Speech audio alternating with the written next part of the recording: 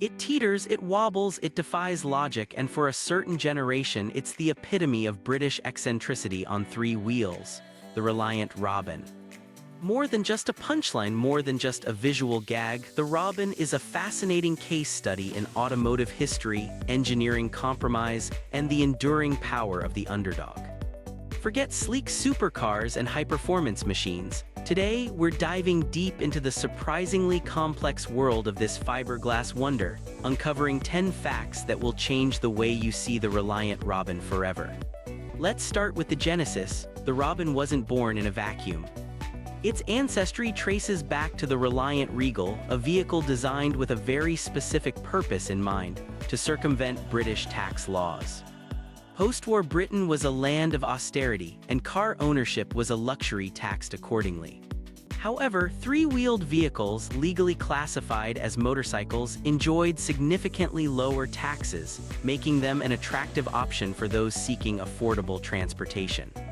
Reliant, based in Tamworth, Staffordshire, seized this opportunity, launching the Regal in 1953. This wasn't just a quirk, it was a shrewd business decision that tapped into a real need. The Regal was basic, utilitarian, but above all, cheap to buy and run. It resonated with families, tradespeople, and anyone looking for a practical alternative to public transport.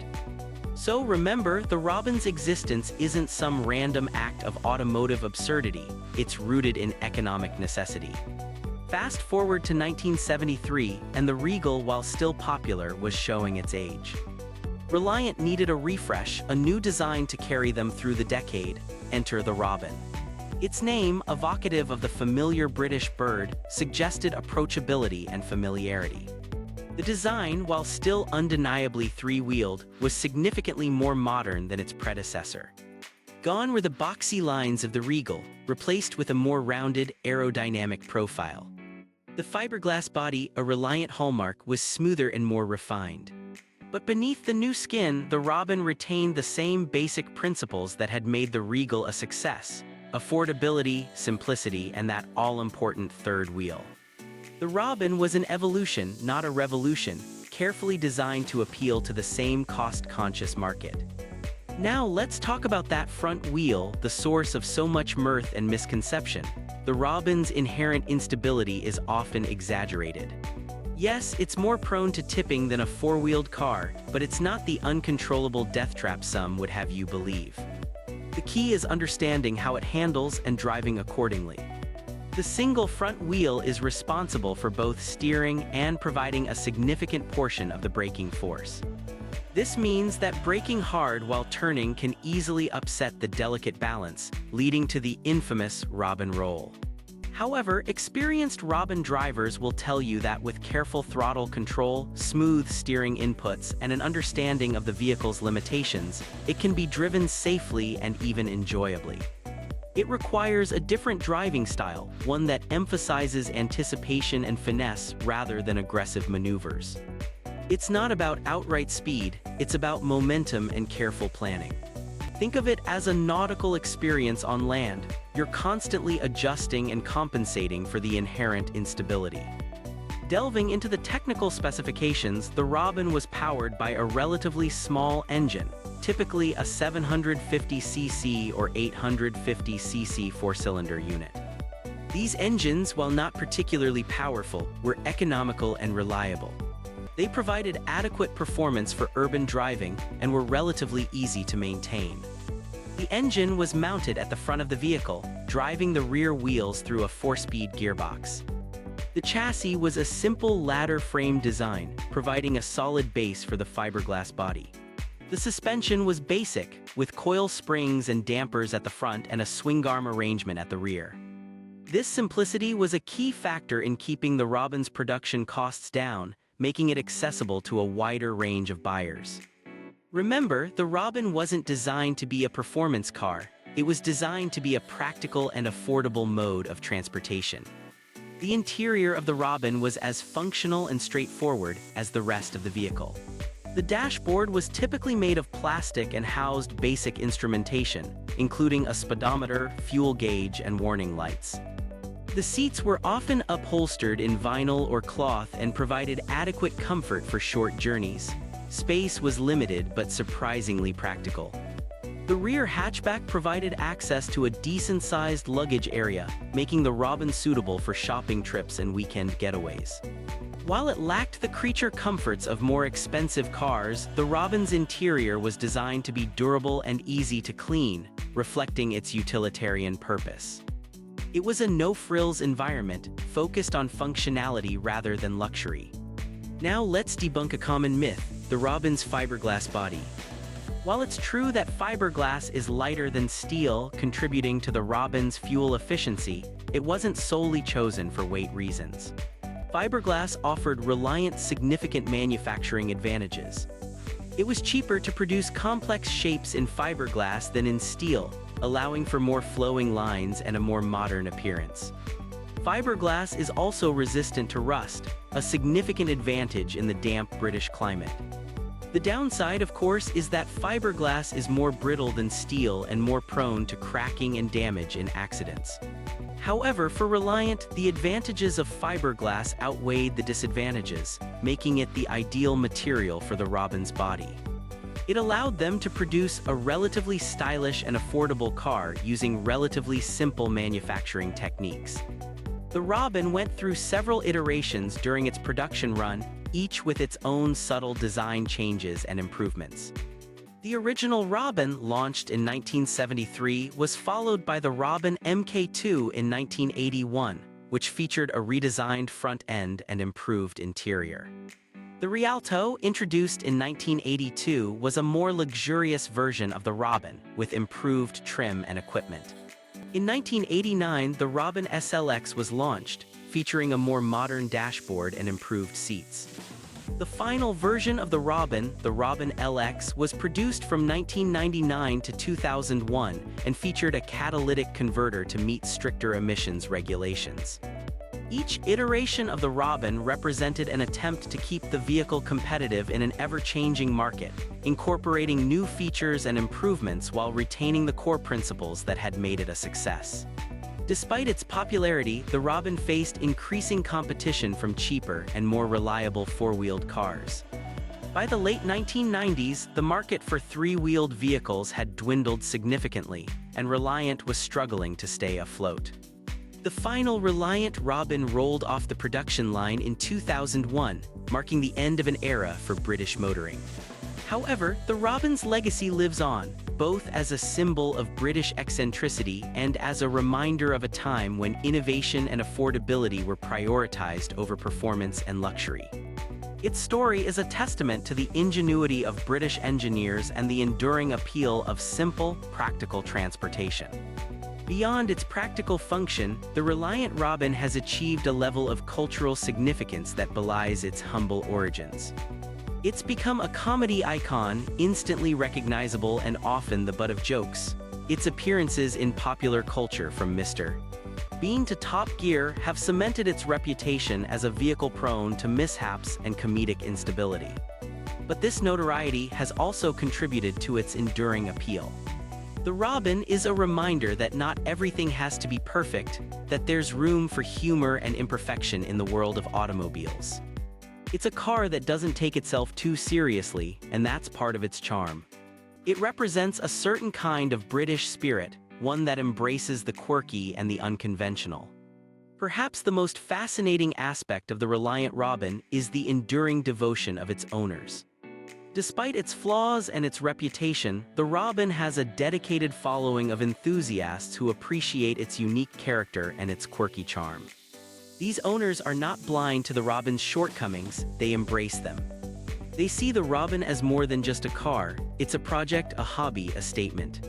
They spend countless hours maintaining, restoring, and customizing their Robins, ensuring that these little three-wheelers continue to grace the roads for years to come.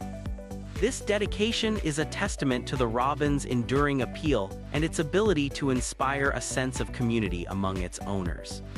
They understand that driving a Robin is not just about getting from A to B. It's about the experience, the camaraderie, and the sheer joy of owning something truly unique.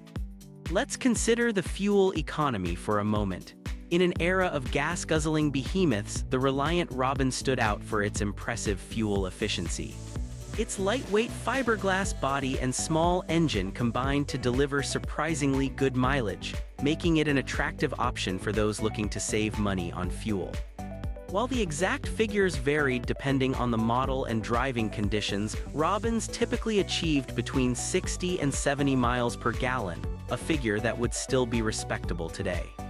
This fuel efficiency was a major selling point for the Robin, particularly during periods of high fuel prices. It allowed owners to travel further for less, making it a practical choice for both commuting and longer journeys. This economic advantage further solidified its appeal to budget-conscious buyers. Another important detail is the taxation angle that spawned it. The legal loophole that allowed the Reliant Robin to be classified as a motorcycle rather than a car was crucial to its success. This classification meant that Robin owners paid significantly lower road tax and insurance premiums compared to owners of four-wheeled cars. This tax advantage made the Robin a much more affordable option, particularly for those on a limited budget. This clever exploitation of the law allowed Reliant to carve out a niche market and thrive for several decades. Without this tax advantage, the Robin would likely never have achieved the same level of popularity. Moving on to the driving experience, the Reliant Robin offers a truly unique and unforgettable driving experience. Unlike any other car on the road, the Robin requires a different approach to driving, one that emphasizes anticipation, finesse, and a healthy dose of caution.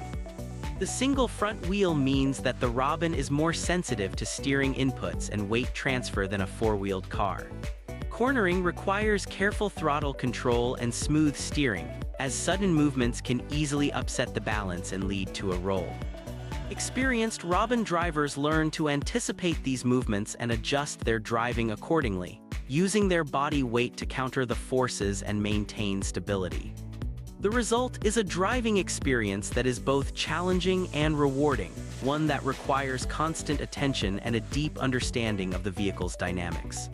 It's not for the faint of heart, but for those who are willing to learn, the Robin offers a driving experience that is unlike anything else. Now let's talk about the resale value. While the Reliant Robin is not exactly an investment vehicle, well-maintained examples can command surprisingly high prices on the classic car market. The Robin's rarity, its iconic status, and the enduring popularity of its quirky design have all contributed to its increasing value. Collectors and enthusiasts are willing to pay a premium for Robins in good condition, particularly those that have been restored to their original factory specifications. The value of a Robin can vary depending on its model, its condition, and its history, but generally speaking, prices have been steadily increasing in recent years. This makes the Robin a relatively safe investment for those who are willing to take care of it and preserve its unique character. Considering the safety aspects, the Reliant Robin's safety record has been the subject of much debate over the years. Its three-wheeled configuration and lightweight construction have led some to question its ability to protect occupants in the event of a crash. While it's true that the Robin is not as safe as modern cars with advanced safety features, it's important to remember that it was designed in a different era when safety standards were far less stringent. The Robin's fiberglass body provides some degree of impact protection, and its low weight means that it is less likely to cause serious damage to other vehicles in a collision. However, its lack of stability means that it is more prone to rolling over in accidents, which can increase the risk of injury. It is crucial to drive a Robin responsibly and to be aware of its limitations. Let's explore the manufacturing process. The production of the Reliant Robin was a relatively low-tech affair, relying heavily on manual labor and traditional manufacturing techniques. The fiberglass body panels were molded in large presses, then hand-finished and assembled onto the steel chassis. The engine and other mechanical components were sourced from various suppliers and assembled on the production line. The interior trim was also fitted by hand, with each Robin being carefully inspected before leaving the factory. The entire process was labor-intensive, but it allowed Reliant to produce a relatively affordable car in relatively small numbers. The manufacturing process reflected the Robin's utilitarian design and its focus on affordability. Finally, the global impact. While the Reliant Robin was primarily a British phenomenon, it did have some limited export success in other countries. The Robin was sold in small numbers in several European markets, as well as in some countries in Asia and Africa. However, its unique design and its quirky handling characteristics limited its appeal to a wider global audience. The Robin was never intended to be a world car. It was designed specifically for the British market, where its affordability and its tax advantages made it a popular choice. Its global impact was limited, but its enduring legacy as a symbol of British eccentricity continues to resonate around the world. It serves as a reminder that automotive success is not always measured in sales figures, but also in cultural impact and enduring appeal.